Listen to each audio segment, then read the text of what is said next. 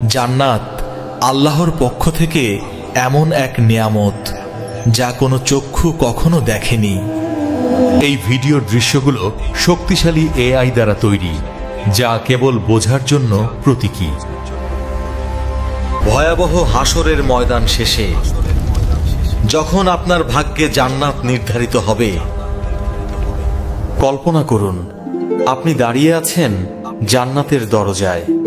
চিরশান্তির জীবন কয়েক কদম দূরেই, কিন্তু প্রবেশের আগে আপনাকে এক বিশেষ নদীতে গোসল করিয়ে সম্পূর্ণ পরিশুদ্ধ করা হবে। আপনার শরীর থেকে সব ত্রুটি দূর হয়ে যাবে, আর আপনি হবেন 33 বছরের সুদর্শন এক যুবক। অতঃপর বিশেষ ঝর্ণার পানি পান করে আপনি ভেতর থেকেও সম্পূর্ণ পবিত্র হবেন। যখন আপনার দরজা খুলবে, আপনি অনুভব করবেন এক মৃদু বাতাস আর স্বর্গীয় সুবাস। আপনার সব ব্যথা, অনুশোচনা আর দুঃখ মুছে যাবে, বাকি থাকবে কেবল শান্তি। অবশেষে আপনি প্রবেশ করলেন জান্নাতে। আহ, কি শান্তি! এখানে জীবন কখনো শেষ হবে না। আপনার ঘর হবে সোনা ও রূপার ইটের, যার মাটি হবে জাফরানের। ফেরেশতারা জিজ্ঞেস করবে, তুমি কি চাও? কিন্তু আপনি বলবেন, আমাকে আও উপভোগ করতে দাও। তারা বলবে, এগুলো তো কেবল সূচনা, এর চেয়েও মহান নিয়ামত সামনে অপেক্ষা করছে। আপনি এগিয়ে দেখবেন খাঁটি সোনার একটি প্রাসাদ, যার দাস দাসীরা যেন ছড়ানো মুক্তার মতো। তারপর দেখবেন লালচে রুবির গড়া আরক প্রাসাদ, যা বাহির থেকে ভেতর পর্যন্ত স্পষ্ট। হঠাৎ একটি দরজা খুলে যাবে, আর ভেতরে প্রবেশ করবে আপনার প্রিয়জনেরা। আর কি চাই! আনন্দে আপনার নিঃশ্বাস আটকে যাওয়ার মতো অবস্থা। আপনার মুমিন বন্ধুরাও থাকবে আপনার পাশে। তখন এক আয়োজন শুরু হবে। আনা হবে এক মেষ, যার নাম মৃত্যু। জান্নাত ও জাহান্নামবাসীকে জিজ্ঞেস করা হবে, তোমরা জানো এটি কে? সবাই বলবে, হ্যাঁ, এটি মৃত্যু।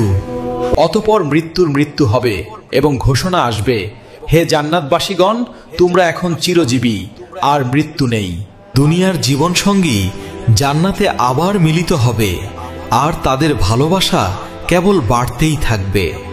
আর যারা অবিবাহিত, আল্লাহ তাদের জন্য সৃষ্টি করবেন এমন উত্তম সঙ্গী যা তারা কল্পনাও করেনি। আপনি নবীদের সাথে বসবেন, সাহাবীদের কাছ থেকে সরাসরি তাদের কাহিনী শুনবেন। জান্নাতে আপনি পাখির মতো উঠতে পারবেন, মুহূর্তেই এক জায়গা থেকে আর এক জায়গায় চলে যাবেন।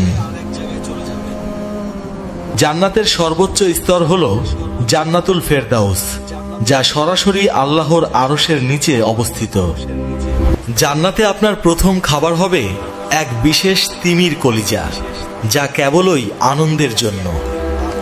সাপ্তাহিক বাজারে এক বিশেষ বাতাসে আপনার সৌন্দর্য ও রূপ আওয়া বেড়ে যাবে। কিন্তু এত সব নিয়ামতের পরও সবচেয়ে বড় উপহারটি এখনো বাকি।